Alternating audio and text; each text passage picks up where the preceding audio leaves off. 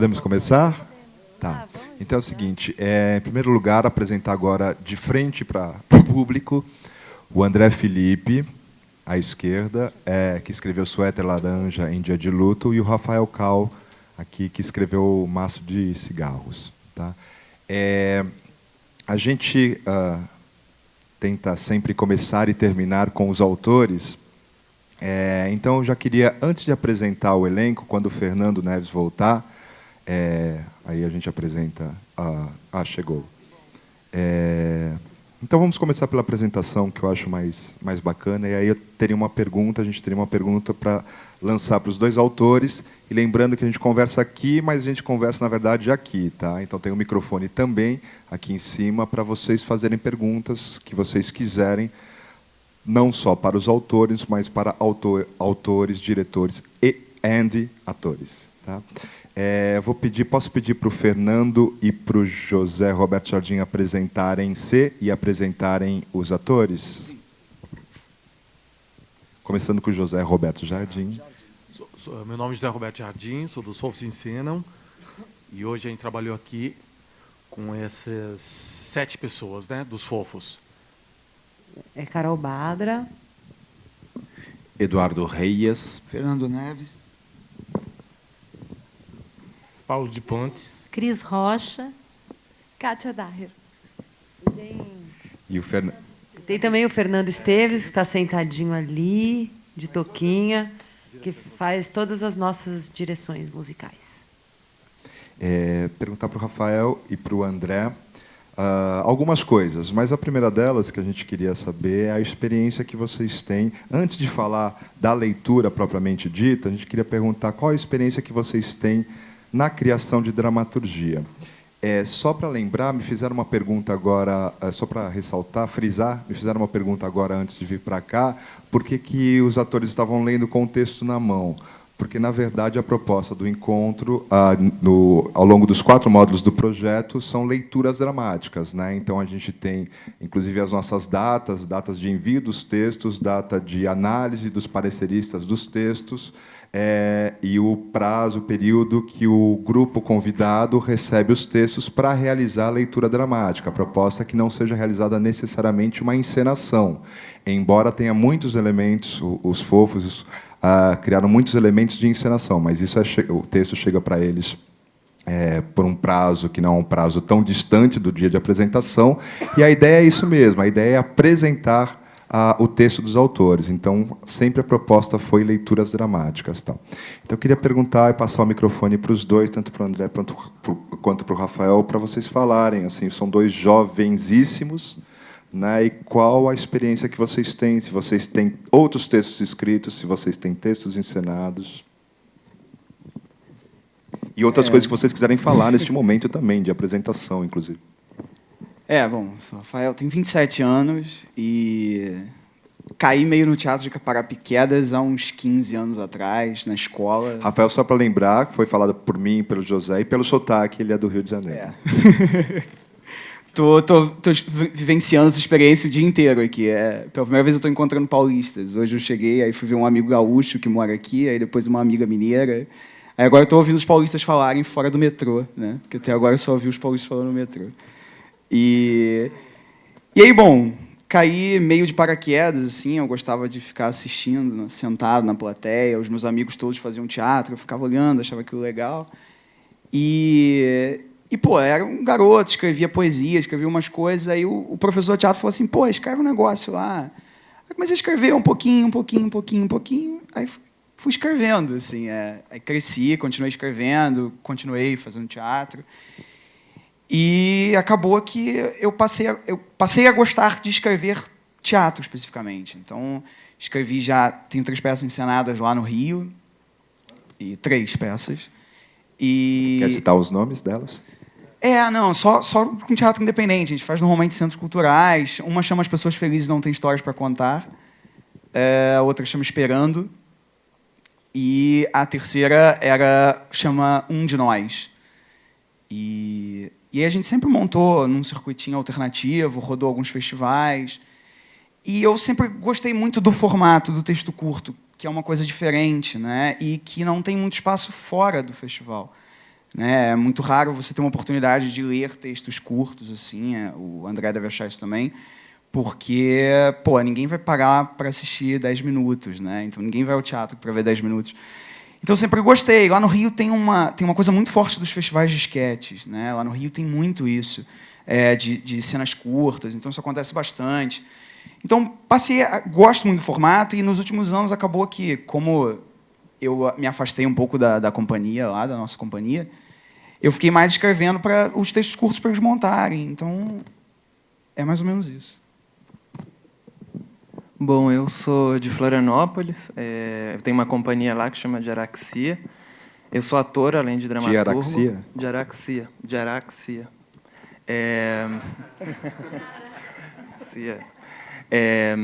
Eu, na verdade, comecei como ator, minha formação é como ator inicialmente. Já faz algum tempo que eu estou envolvido com dramaturgia, tinha feito algumas adaptações, algumas versões, mas minha formação como dramaturgo mesmo se deu há uns 2, 3 anos, quando eu fui morar em Buenos Aires, que eu estudei no IUNA, que é o Instituto Universitário Nacional de Arte, que são os antigos conservatórios de arte de lá, que eu comecei a fazer um mestrado em dramaturgia, que, na verdade, é uma mistura de mestrado e escola de dramaturgia.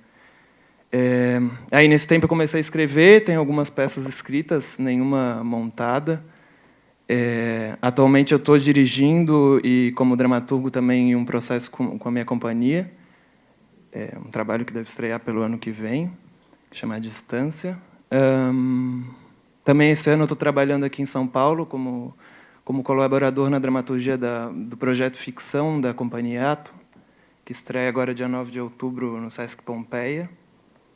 E, bom, é isso. O terceiro autor, o terceiro dramaturgo de hoje é o Flávio Goldman, do Rio, que não está aqui, que escreveu o Projeto São Lourenço, mas nós, como tivemos uma pequena sapiência, nós provocamos ele, sabendo que ele não viria, provocamos ele mandando uma pergunta, exatamente uma pergunta semelhante a essa. E ele foi muito gentil e nos respondeu por e-mail. Então, vou pedir licença para vocês para ler aqui o que ele respondeu, para nós conhecermos ele um pouquinho melhor. Ele escreveu o seguinte: eu escrevo para teatro desde 2006. Como a maioria dos dramaturgos, comecei de forma totalmente autodidata, a partir do que eu assisti e li em teatro. Tive a oportunidade, mais tarde, de fazer workshops de dramaturgia com o Samir Yazbek, no Teatro Escola Célia Helena, que me ajudaram a tomar maior consciência dos meus caminhos e opções na escrita teatral. Minha primeira peça, Os Passageiros, foi encenada em 2010 com direção de Francisco Medeiros, no Sesc Paulista. Uma experiência fundamental de aprendizado, pois pude acompanhar todos os ensaios e a concepção integral do espetáculo. Desde 2009, venho me exercitando bastante com peças curtas, as nossas peças curtas, né? Como disse o Rafael, participando todos os anos com textos curtos no Drama Mix das Satirianas. Projeto São Lourenço vai ser a minha 6ª peça curta apresentada ao público nos últimos 3 anos. Foi a peça, na verdade, acaba de ser a 6ª peça. Eu queria, antes de voltar, mais uma perguntinha para o Rafael e para o André, eu queria falar com os fofos, porque é o seguinte, a gente tem várias impressões. Uma das que me chamaram a atenção, e eu queria perguntar isso para vocês, atores e diretores, foi pensando nas 3 peças que foram apresentadas na semana passada, parecia que, de alguma certa maneira, os idosos apresentados eles tinham uma relação de dependência muito grande. Então, você tinha a Dona Adélia, que era uma mulher que já estava com perda de memória, tem que morar com as filhas. Você tem um casal de velhos, que são só os dois, mas um é fundamentalmente dependente do outro, o que era muito bonito. E você tinha a terceira, que era qual? A da delegacia, que uma senhora ela é envolvida numa espécie de crime e ela depende da chegada da filha dela para tentar resolver a solução. E nas 3 peças de hoje, um dos aspectos que me chamaram a atenção é uma certa independência desses velhos. A gente utilizou a palavra velho aqui na semana passada e a doutora Adélia fez ok, não foi?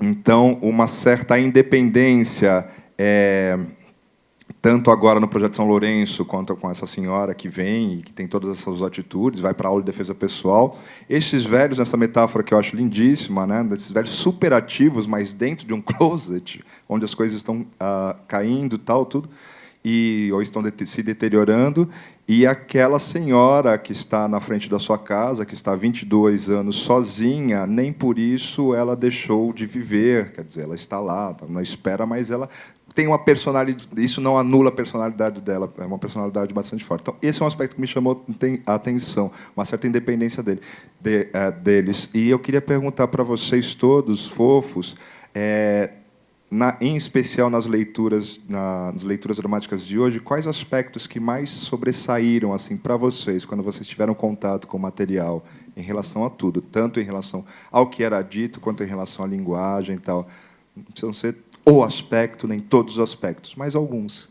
Eu vou começar, mas já antecipo que eu vou daqui a pouco passar a bola para o Neves, exatamente porque ele é o pedal do que eu vou falar. Eu vou linkar ou tangenciar essa tua pergunta, talvez através da minha relação com ele, porque hoje era o dia do Fernando Neves, né?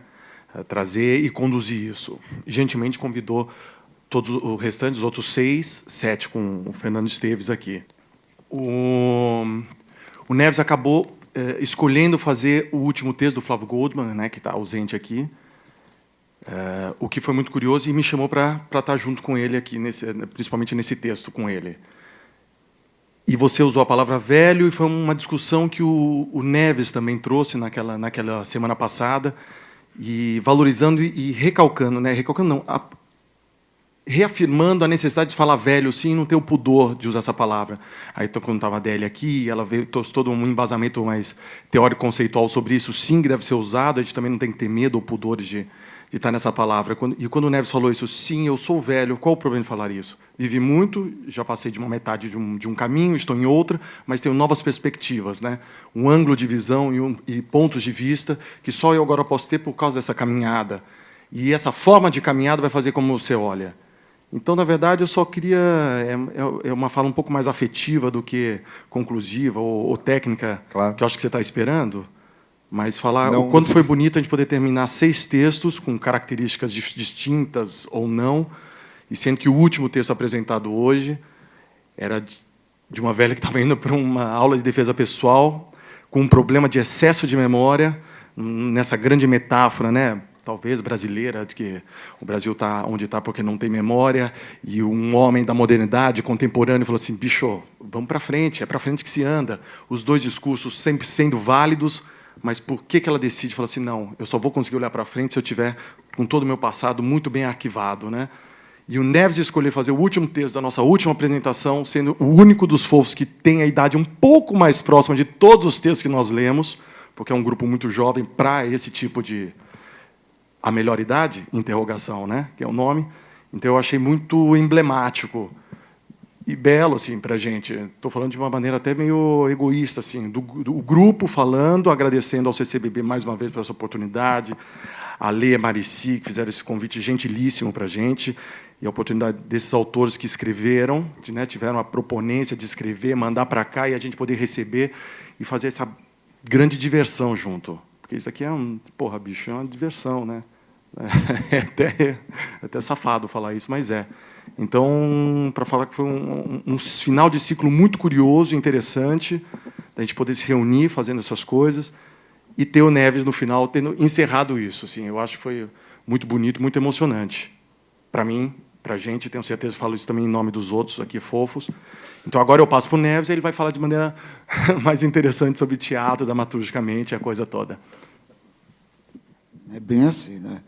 É o seguinte, é tão engraçado porque, claro, eu olhei e vi o texto e o Newton está perto de mim e falou, não, faz...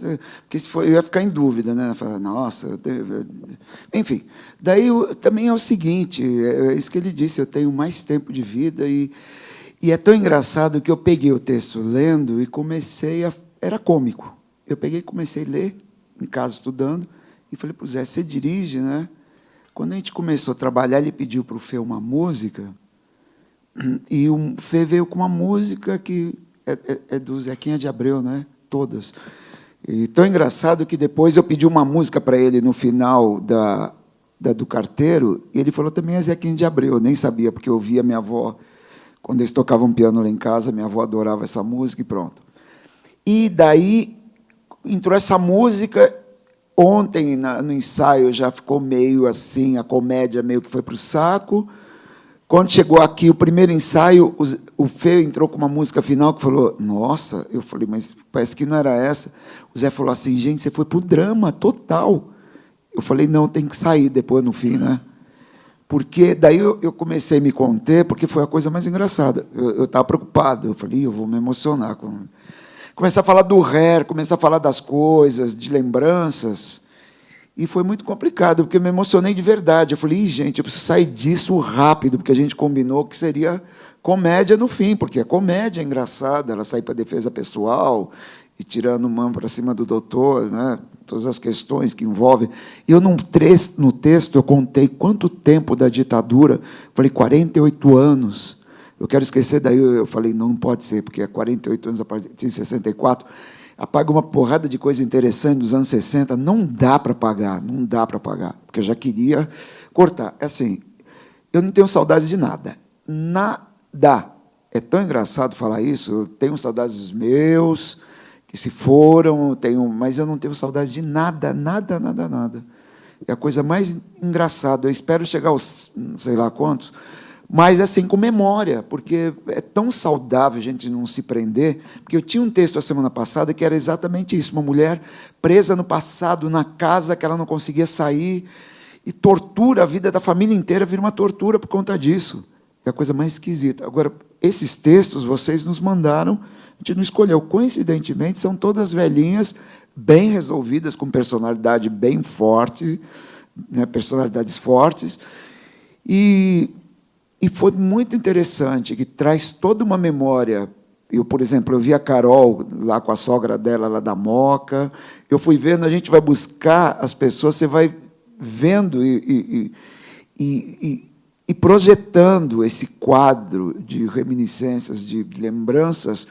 As minhas, eu as vivi, mas eles não têm idade para viver a todas essas que foram expostas. Então, através deles, eu comecei a ver as pessoas da família deles, né? É muito interessante falar desse assunto, trazer essa dramaturgia, trazer tudo isso, porque eu acho que nós vivemos um tempo que as pessoas têm orgulho de dizer assim, conhece tal coisa, lembra? Não conheço. Dá a impressão que é a partir de mim para diante, ou a partir da nossa geração para diante, ou a partir, talvez, da próxima, que o passado é uma coisa muito esquisita. Como é que você consegue ser contemporâneo? Como é que você... Eu não entendo isso. Eu consigo ver as alterações de tudo que eu presenciei, de tudo que eu penso, e uma transformação de acordo com as coisas que estão presentes, com todas as dificuldades, com todas as alegrias que se fazem presentes. Então, tratar desse assunto é um grande momento de reflexão para lidar com o teatro e a dramaturgia. E pensar que a gente precisa, sim, voltar para o passado. E essa questão da velhice é uma coisa muito esquisita no Brasil, porque mesmo quem tem idade não quer, se puxa, se estica. É uma questão muito complicada. Como é complicado para a gente falar, né, de velho, que velho... É muito esquisito isso. Eu não consigo entender. É pena que como é que chama aquela senhora? A Adélia. Ela foi tão maravilhosa, dizendo e colocando essas questões de uma forma tão fantástica, mas, para mim, é muito estranho. Trabalhar, para nós, como dizer, foi uma diversão, e o grande prazer, porque você, entrando em contato com essas questões, você faz uma grande reflexão, não só sobre a arte, mas sobre a vida mesmo, sobre todas as questões que estão aí. Isso, para mim, é o que tem de mais importante. Não dá para você lidar e ver essas pessoas sem fazer esse mergulho e pensar de uma forma mais abrangente, trazendo o Brasil para essa questão. O Brasil não para pensar nisso. E mesmo as pessoas, também não estou dizendo porque esse negócio de porque é velhinho, porque... E mesmo os velhos não querem ser, e quando se colocam no lugar de vítima, que também é horrível. Vá à luta, querido. Eu sei, a gente está vivendo. Se você tem capacidade de viver, vai. né, e eu fico tão feliz de estar aproveitando agora. Vai lá para a fila de banco. Antes eu ficava horas no banco, agora já pego fila. Não pego aquela fila. Tem uma porção de coisa que vão, entendeu? Melhorando, assim. Gente, é viver para ver, entendeu? E ficar com humor, porque o mau humor, que eu sou mal-humorado, e dá tudo certo.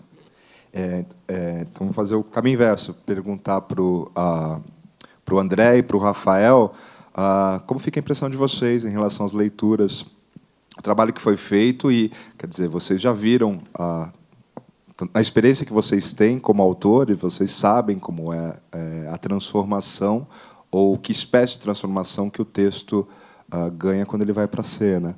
Então, eu queria a impressão de vocês.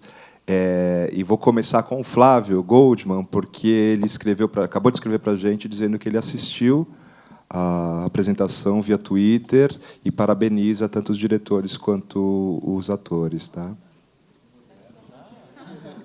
Os tempos novos, antigos.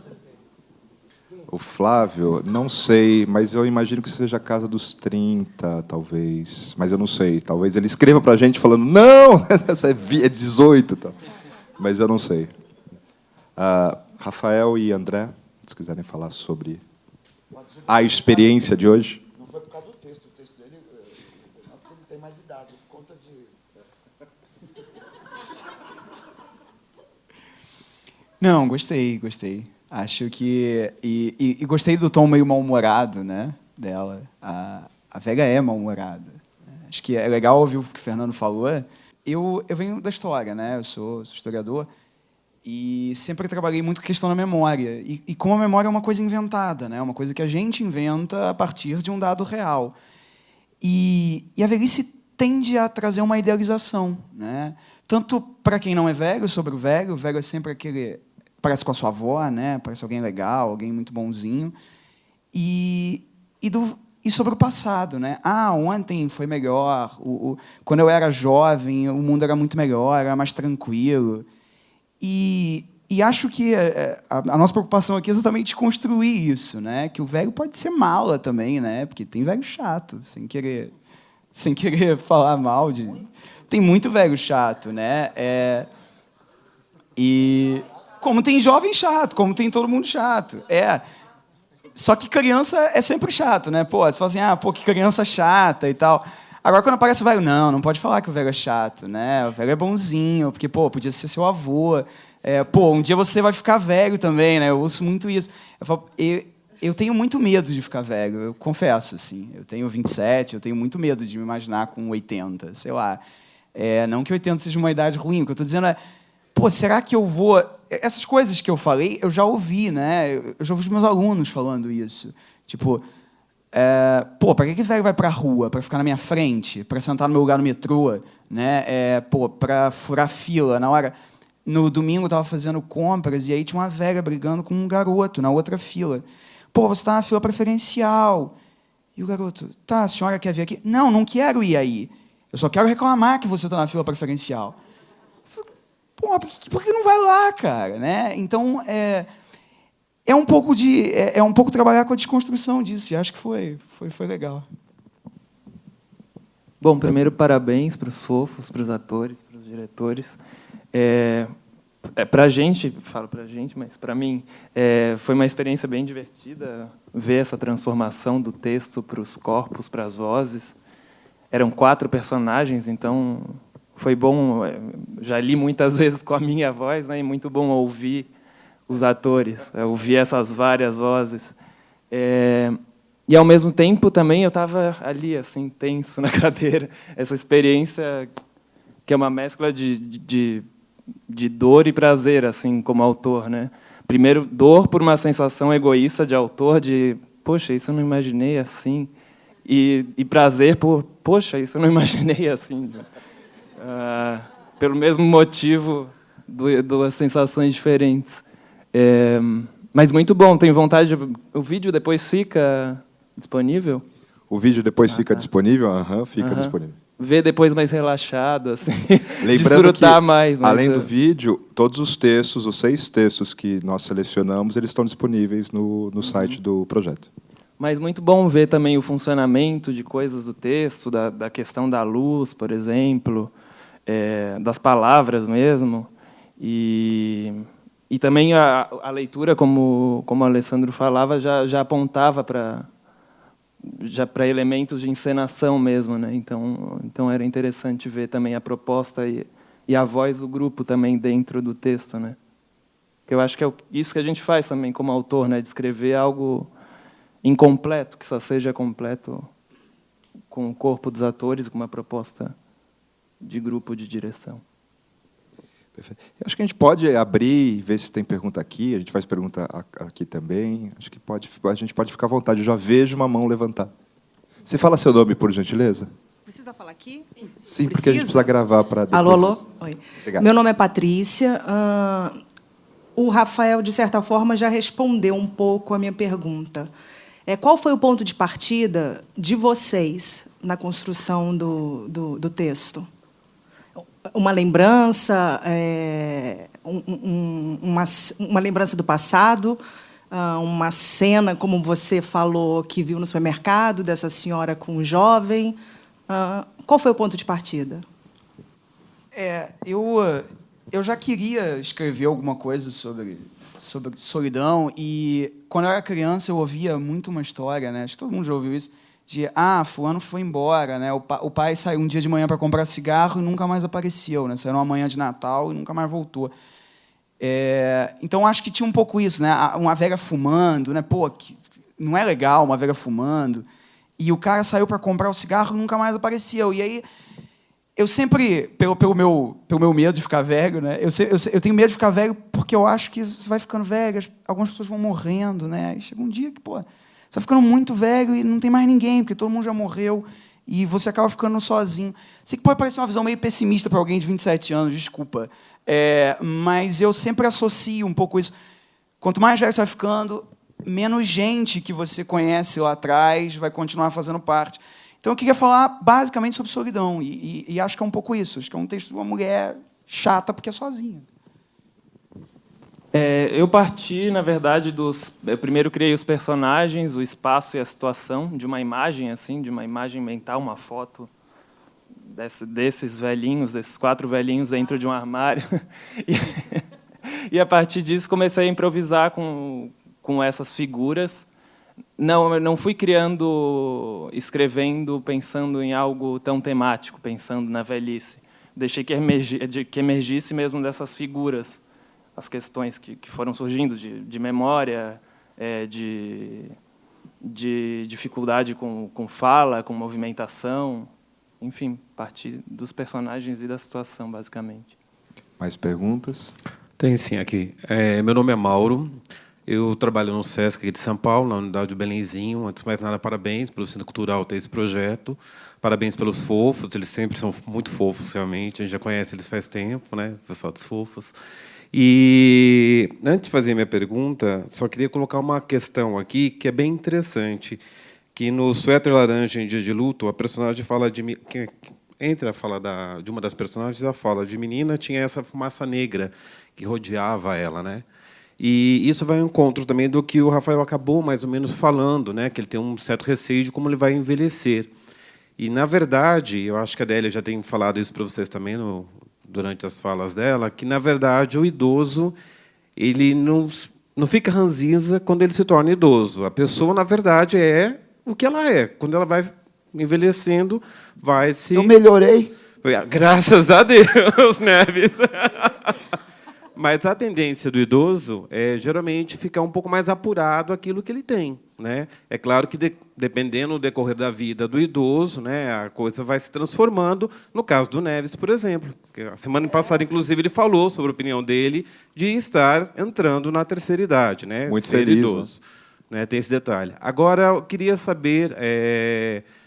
do Felipe, do André Felipe, e talvez de alguém mais do Fofo, excetuando o Neves, por favor, como se imaginam na terceira idade, né, como idoso? Como é que vai ser ser idoso em pleno século XXI para vocês? Como é que vocês se imaginam? Nossa, que difícil.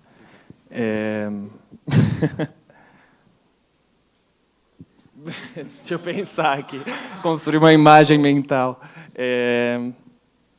Nossa, muito difícil, na verdade. Escrevendo dramaturgia, pelo menos? Quê? Escrevendo dramaturgia, talvez? Escrevendo dramaturgia, sim, provavelmente. Ou, não sei, botânico, historiador. Não sei responder realmente.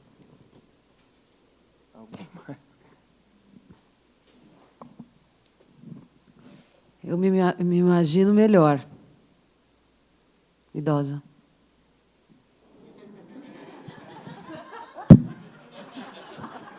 Torcemos, né? Torceremos. Que chance de ficar quieta, né? Me imagino melhor. Não, escorpiana.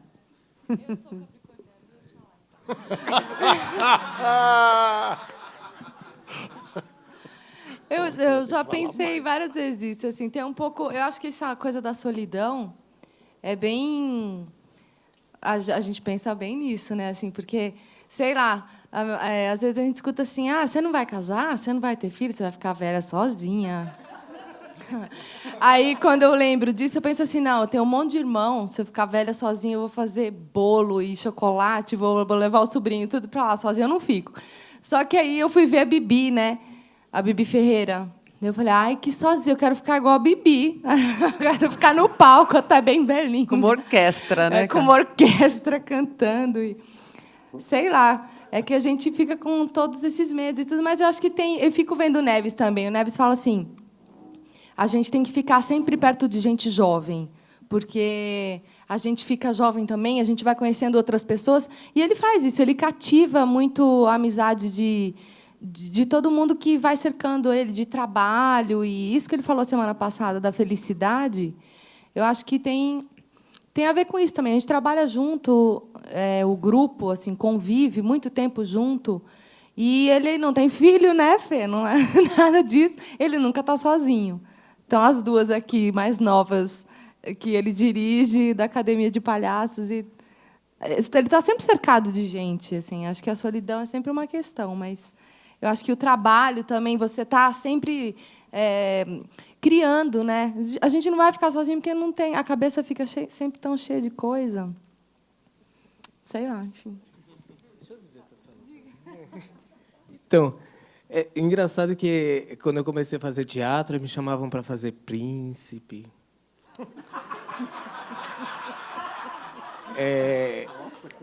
Príncipe, João de João e Maria.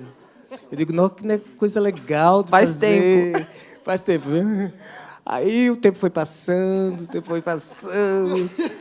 Aí não dava mais para príncipe, não dava mais para... né?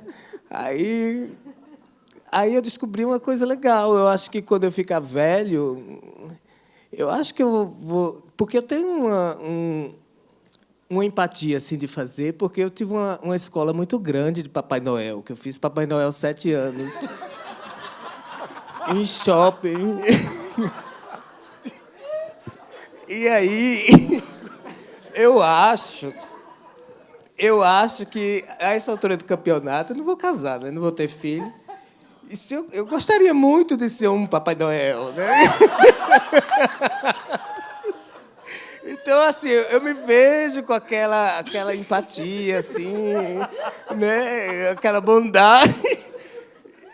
Né? E eu espero, quando eu ficar velho, tem ainda papéis para fazer. Não, né? os melhores papéis são os de velhos. Eu adoro fazer velho. Nossa, aquele carteiro ali eu fiquei incomodado, uma coisa. O velho não. Eu acho que assim, eu pretendo, eu gostaria de ser mais legal quando ficar velho, né? Mais simpático, sei lá, né? Porque eu sendo legal não fica só, né? Chega para conversar, né? Com aquele espírito, aquela coisa. Acho que é isso. Como você vai ficar velho? Não quero dizer não quero não. Oi. Alguém... Não. elas falaram que é verdade, está sempre perto de gente jovem. Primeiro que eu trabalho, né? Eu dava aula, dizia assim, gente, eu não sou professor, assim, eu sou artista, eu sou ator, sou diretor, e o maior prazer é você que está hoje como meu aluno, mas você pode estar me dirigindo, a gente está na mesma bancada, fazendo maquiagem juntos. Isso é extremamente prazeroso, isso é do teatro. O teatro, ele dá isso de presente para a gente, fornece, né, isso para a gente. Mas, assim, o grande barato, que, por exemplo, eu estou vendo aqui, na mesma fileira, eu estou vendo lá a avó, que é minha amiga há 40 anos, que eu amo de paixão, está com a filhinha dela lá.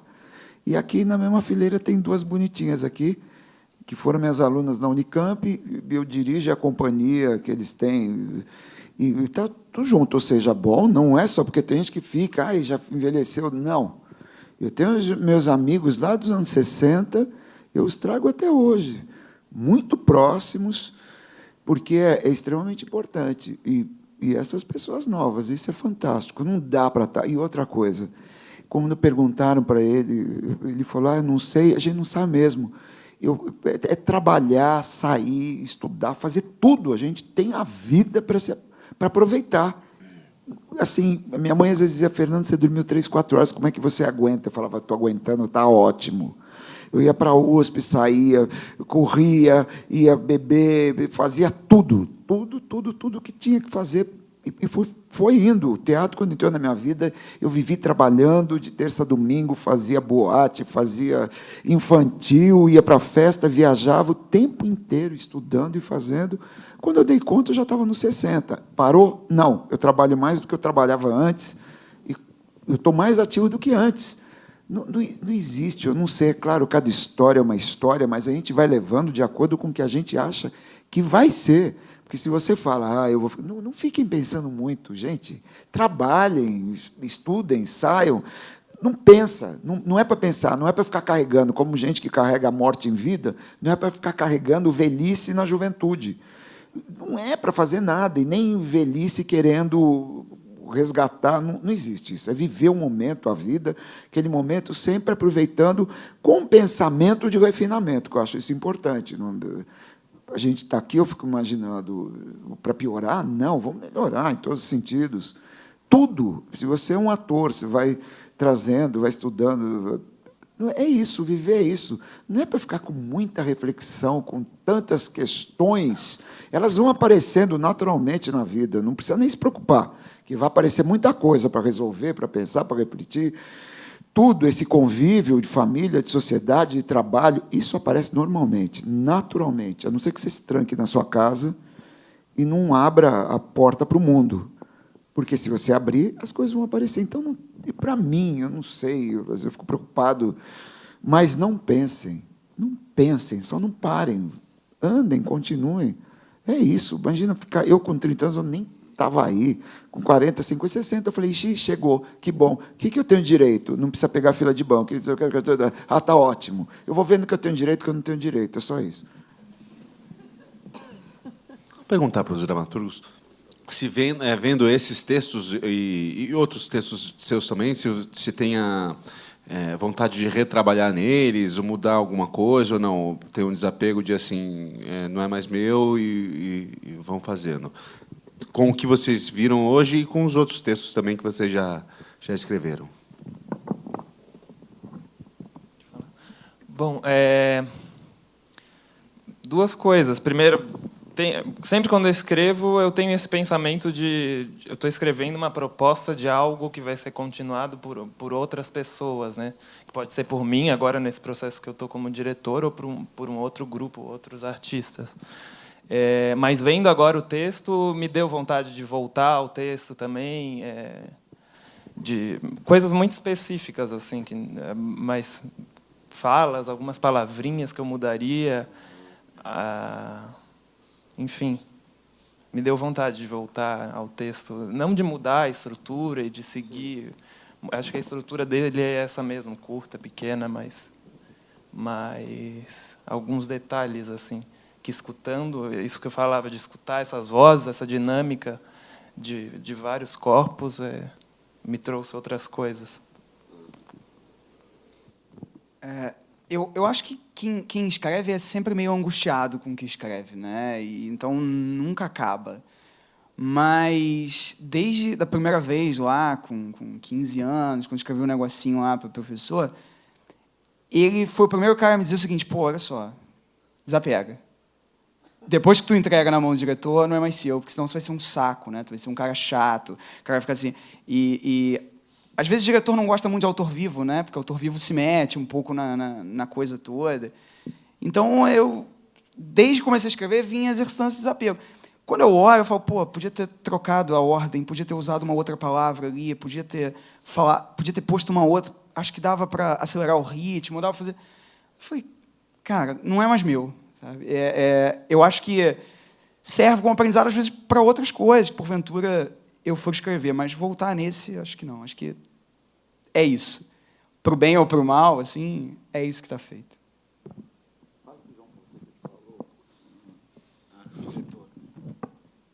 Ele pediu para eu falar que o João Fonseca, diretor do Rio de Janeiro, dirigindo a gente Maria do Caritó, falar para a gente, né? Ele dá uma indicação, fala assim, naquele momento, tenta falar assim, assim, assim. Você faz se você quiser, na hora você faz se você quiser, mas o diretor está pedindo para você fazer... Você sabe que na hora... aí virou uma piadinha. Tem outra atriz que ele falou para a atriz, faça isso, isso, isso. Eu falei assim, você sabe que eu faço se eu quiser, né? Você pode falar o que você quiser, mas na hora eu faço o que eu quiser. É isso, né? Na hora a gente faz o que quiser. Outro exemplo do Paulinho, deles fazendo um teatro empresa, que essa coisa, não, essa palavra não pode, ou aquela palavra não pode, tem essa frescura toda. E não adianta, na hora o ator, se não esquecer da palavra, ele vai inventar outra e o texto dançou nesse sentido. Então, e tem outra coisa também. Aqui em cima, eu sem óculos não enxergo direito. Quando eu fui para ali, aí, né? Aí você vai pela intuição. E o que eu acho interessante é quando o texto ele fica fluido assim para a gente, né? Fica tão fluido que a leitura, a gente com aquele papel na mão atrapalha, né? Às vezes você quer, quando o texto é legal, quando é fluido para a gente trabalhar as palavras. E aquela coisa na mão, a gente fica louco aqui. Na cena dele mesmo, a gente com o texto, tendo que segurar a coisa. E, realmente, essa coisa de leitura é muito engraçado por conta disso. A gente sofre, né? Por conta desse papel. Né? E quando o texto ele bate na boca legal, quando você quer soltar o papel. Não tem jeito. Você quer soltar. E uma palavrinha ou outra ali que eu não estava enxergando direito, eu tive que inventar. Eu tive que botar um senhor a mais, um senhor a menos, né? Ela já sacou, mas eu acho legal isso, quando flui a coisa, não sai muito da parada, né, do texto. É legal isso. Só falar uma coisinha, que essa pergunta que o Ale faz para eles, né? E comentou no começo que alguém falou, pô, mas eles estão fazendo com o texto na mão. Isso aqui era uma leitura, né? Leitura dramática. Eu acho que a ideia, a grande ideia, tanto que essa pergunta... Eu vi que vocês tiveram um minuto de constrangimento. Porra, a gente vai falar o que a gente achou, não é uma peça, né? E não é isso mesmo. A nossa ideia, eu devia ter falado isso até no discurso inicial, falar que é uma vontade de tridimensionalizar o que vocês fizeram, ser muito fiel ao que vocês escreveram, porque a gente também não aprofundou nada, não está encenando. A gente está falando assim, olha como a gente poderia ver até esse momento só. Mais uma visão, que vai ter outras, e quem começar a ensaiar também, eu acho que vai chegar em outros lugares com esses textos, e vocês, ou a gente mesmo, daqui uma semana, a gente vai falar, puta que pariu, poderíamos ter feito assim, assado, mas uma leitura encenada. Então, a gente tentou só fiscalizar coisas que estavam bidimensionais e pôr vertical. E eu acho que isso é muito bacana, né, para ambos a gente fazer junto, né, sem nunca ter o certo, errado, melhor, não melhor, né. Já fica até uma metáfora, fiquei velho, vou ficar melhor, vou ficar pior, né, o que é, né, não sei. Ou até mesmo cuidado de não alterar. Às vezes a gente, na leitura, fala, putz, será que troca essa palavra? Ou isso vai dar um melhor sentido? A gente procurou ter o cuidado de não alterar, porque era interessante o próprio dramaturgo ouvir, falar, essa palavra não cabe, ou aquilo é estranho, né? E a gente resolveu não mexer no texto até para você falar, para você sentir as suas coisas. Se você, é isso que você disse, puxa vida, isso ficou melhor, eu não tinha pensado isso, ficou pior também, não tinha. Porque e também pensando que vem gente assistir. a gente não consegue, porque, como ele disse, os textos não chegam num tempo da gente construir, fazer uma encenação, não dá. E a proposta não é leitura. Só que vamos dar um colorido, propor, como o Zé já disse muito bem, porque tem pessoas assistindo, que a gente puder trazer para ficar mais legal, mais agradável, trazer... É mais legal, mas... E também isso, pensar, são pessoas jovens que estão escrevendo, e é legal ver seu texto em cena, com uma proposta de encenação que seja, é muito mais legal, mais agradável, né? Esse tema, essa proposição do Dramaturgias Urgentes, né? Entrar com esse tema, melhor idade, é um tema que impulsiona vocês como dramaturgo futuramente? Porque uma questão que a Marici levantou no nosso encontro anterior foi exatamente isso, assim, quais são os textos que falam sobre isso, né, na dramaturgia brasileira? Sim, como eu tinha comentado anteriormente, não sei, a velhice, esse tema me traz um universo que me interessa, assim, dessas questões da memória, isso da limitação de fala, da limitação de movimentação, que são coisas que me interessam esteticamente e tematicamente, eu acho, que já apareceram de outras formas em outras criações minhas, né? E acho que é algo que segue, algo que me instiga. Você escreve para sua companhia, né? Assim, na verdade, não, eu tenho alguns textos, a maioria dos meus textos, na verdade, escrevi sozinho, agora, pela primeira vez, eu estou dirigindo um texto e construindo em um processo colaborativo com os atores. Né? Mas tem ator velho, não? Não, são todos jovens, todos, 20 e poucos. Então não é uma coisa assim que vai você sabe que você vai escrever para sua companhia, é difícil você escrever para um velho, porque a composição, ou você fala assim, não, é um trabalho que eu quero composição. Sim.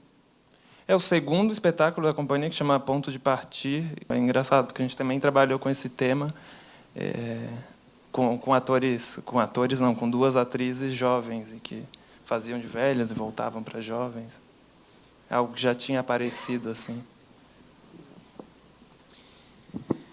Não sei se é velhice, mas também concordo com essa... A questão da memória é uma coisa que me diz muito, e acho que o teatro... A memória no teatro abre muitas possibilidades, né? Trabalhar... A gente tem formas múltiplas de falar sobre memória no palco, né? O último... A cena do Flávio, né? Quando o Fernando fala, pô, mas isso é bom, isso não é bom, eu só sei isso comparativamente, eu só acho que hoje é ruim porque eu sei isso comparativamente... Eu acho que isso abre uma brecha excelente para a gente trabalhar. Então, não sei se é escrever para uma personagem velha, né, mas falar de memória, acho que sem dúvida. Só queria aproveitar aqui, falando de idade, eu quase acertei. Eu falei que o Flávio Goldman tinha por volta de 30, ele tem 41 anos. Tá? E, na verdade, é o seguinte, nós perguntamos também para ele, assim como o Rafael e o André já falaram sobre o que o motivou a escrever, o que levou ele a escrever esse texto em específico, antes do dia de hoje, ele também respondeu para a gente por e-mail. Eu vou ler aqui qual foi a resposta dele. Ele disse que a minha fonte dele para o Projeto São Lourenço foi a convivência com pessoas idosas ao longo de minha vida. Eles eram muitos na minha família e, de certa forma, eram as estrelas da família, que giravam um pouco em torno delas. E minha constatação de que elas guardam uma relação muito ambígua com a memória, ao mesmo tempo um fardo e um patrimônio. O estilo escrachado é provavelmente influência de Coppi, dramaturgo franco-argentino, em cuja obra mergulhei de cabeça recentemente. Ele traduziu uma de suas peças a ser montada em 2013. Agora, eu acho que a gente pode, talvez, ter tempo para mais uma pergunta. E eu só queria falar uma coisa bacana, assim, que eu acho, com a presença do Rafael e do André, porque você falar desse tema, eu acho que tanto semana passada, a mim, pelo menos, quanto hoje, foi muito tocante. As 6 peças. E é um tema... A gente parte do princípio que um bom teatro, uma boa dramaturgia, em tese, falará para todos nós, seres humanos, né? Agora, esse tema é legal porque parece que ele diretamente fala a todos nós, sejamos nós jovens, mais maduros ou mais velhos. E, por um lado, pode parecer uma facilidade, mas, por outro lado, pode ser também uma espécie de armadilha, tal. Então, achar, inclusive, aproveitando a presença de vocês dois, que são novos, é muito bacana assim, perceber, sabe, como lidar com esse universo. Inclusive, talvez, eu acho que nos dois textos, em especial de vocês, o Márcio e o Suéter, tem a questão do velho, mas ela não se prende tão somente à questão da velhice, né? Você tem uma mulher que é abandonada e você tem essas figuras dentro do... Enfim, com essa metáfora, como eu falei, mas e você mesmo falou, né, André, que, na verdade, você não se pensou especificamente apenas sobre a velhice, mas que no teu texto os personagens são velhos. Mas querem falar algo a respeito? Não, concordo com o que você disse. Acho que a gente pode dar um olhar menos viciado sobre a velhice, né? O Fernando falou, pô, não pensem, vivam, né? Mas acho que a gente fica sempre meio preocupado, porque a gente está vivendo mais, né? Então, assim, a não ser que aconteça uma fatalidade, provavelmente a gente vai ficar velho, diferente de... Não vai morrer mais tão jovem como se morria antes. Pode ser que aconteça algum acidente, alguma coisa, uma doença, sei lá. Mas a tendência é que a gente morra cada vez mais velho. Então, acho natural, acho que nós, e o André deve ter mais ou menos a minha idade também, 25. Então, a gente é uma geração que, às vezes, as pessoas acham que é menos preocupada com as coisas, mas eu acho que a gente é mais estressado com as coisas, né? Eu brinco que a gente é a geração omeprazol, né? Porque todo mundo com menos de 30 anos já está tomando remédio para o estômago, está todo mundo cheio de gastrite, cheio de... E Rivotril. Não, Rivotril ainda não, mas... Então, eu acho que a gente... E talvez seja esse o grande problema. A gente se preocupa com coisas com as quais a gente não tem nada a fazer. A gente não pode controlar. Eu não posso controlar ficar velho ou não. Só que é uma coisa complicada, porque você pensa, pô, um dia eu vou ficar velho, mas e aí? Não, pô, vou viver até ficar velho. Não, mas, pô, será que se eu ficar velho, como é que vai ser? Mas acho que quando eu vi que o André tinha ganho, fui olhar quem era, eu vi o Flávio também, e acho legal gente muito jovem estar falando disso, porque acho que a gente pode, de fato, dar um olhar menos viciado dessa história toda.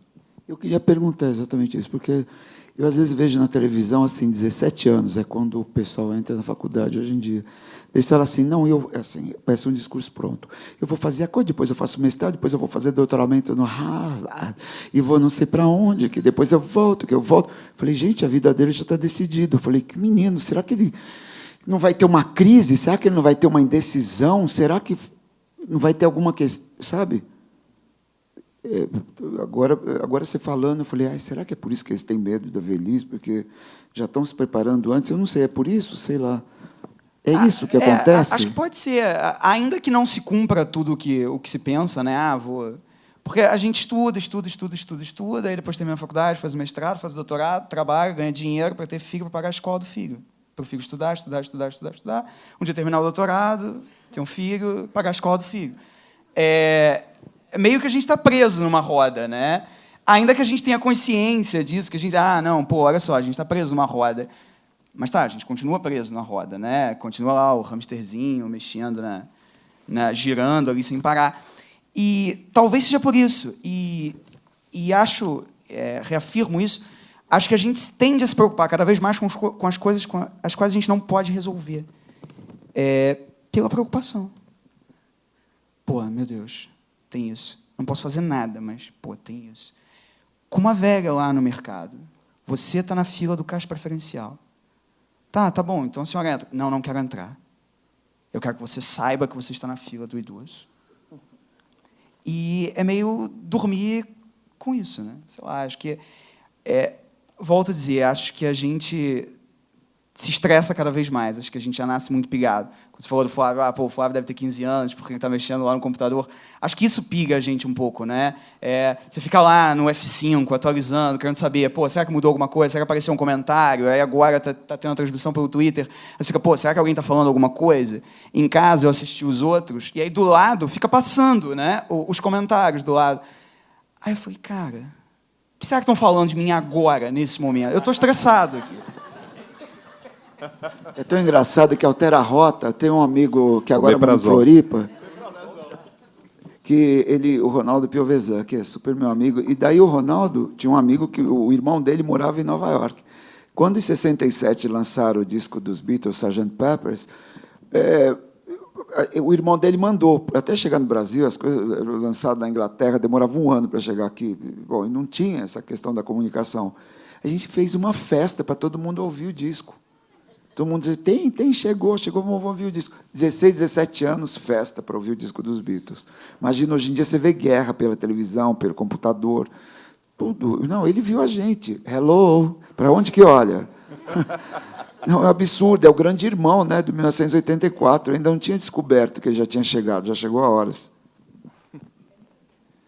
Quer falar, André? Algo? Respondendo um pouco à pergunta anterior, eu sinto que a gente complementando um pouco o que o Rafael falou também, acho que a gente é uma geração muito ansiosa, né? E uma geração que vê muitas opções e que tem muitas opções. Falo de uma geração de classe média também, né? E isso causa muita ansiedade. O medo da velhice também tem a ver com isso, de chegar a ser velho e não ter feito tudo o que eu queria, e se eu estou indo para esse caminho, mas tem um outro caminho.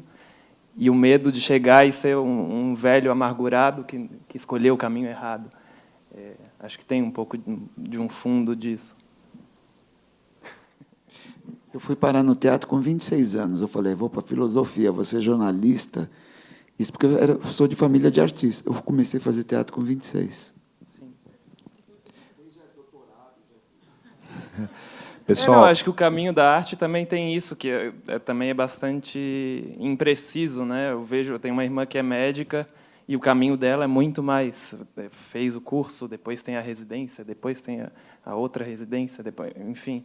E eu me vejo, para onde eu vou? Tem, a gente tem que encerrar em virtude, inclusive, que o CCBB vai fechar em minutos, em instantes, então a gente encerra por aqui. Antes de agradecer a todos, eu queria só falar do nosso terceiro módulo, cujo tema, a gente falou na semana passada, é Brasil, um país de estrangeiros. Esse é o tema disparador das próximas criações dos dramaturgos, e dizer que nós teremos um encontro, estamos em setembro, em outubro, com a nossa especialista, que é a Zilda Iocoi. Ela estuda os movimentos migratórios, é da FEFELESH, está louca para falar sobre o assunto com a gente aqui. O grupo convidado, que no primeiro módulo foi a Companhia Elevador de Teatro Panorâmico, aliás, Companhia Elevador Panorâmico de Teatro, com a direção do Marcelo Lazarato, e agora foram os Fofos. Para o próximo módulo, os convidados serão a Companhia Núcleo Bartolomeu de Depoimentos, com a direção da Cláudia Shapira.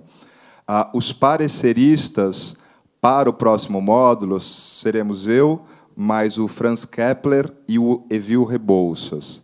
Tá?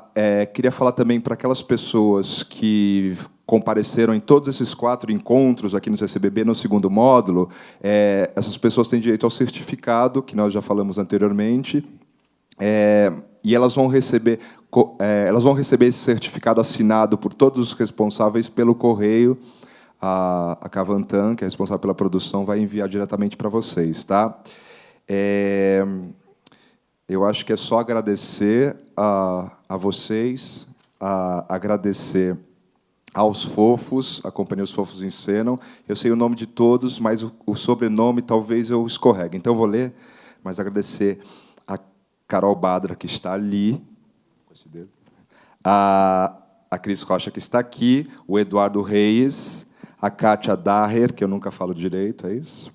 Ao Paulo de Pontes, ao José Roberto Jardim, ao Fernando Neves, ao Fernando Esteves e ao Nilton Moreno, que hoje não está aqui. Queria agradecer muito mesmo a todos os dramaturgos ou autores que mandaram textos para a gente, foi bem legal. Todos os textos, não diria todos, mas a imensa maioria dos textos foram bastante interessantes, o que deixa a gente bastante contente. Agradecer demais a Paula Cicolin, ao Paulo Sacaldassi, e ao Rogério Correia, em um especial super grande extra, ao André Felipe, ao Rafael Cal e ao Flávio Goldman virtualmente. Tá? Obrigado por tudo. E a gente sempre faz obrigado por esse segundo módulo, encerramento hoje, e a gente sempre tenta terminar com a palavra dos dramaturgos. Então, vocês podem falar o que vocês quiserem agora, só peço que seja relativamente rápido, porque a gente tem que sair daqui. Bom, eu queria agradecer, mais que nada, aos atores e os diretores, os Fofos em Cena, como eu já agradeci, ao projeto por essa oportunidade e que foi muito divertido participar. Obrigado pelo cuidado ao dizer o texto. Acho que isso é a coisa que todo autor espera, que o ator tenha o mínimo de cuidado com o que está dizendo ali, que trate bem aquelas palavras. Muito obrigado. Obrigado ao Fernando, que dirigiu também. E obrigado a você e a Marici, né, coordenando o projeto. Muito obrigado pela oportunidade de estar aqui hoje. Valeu, aplausos.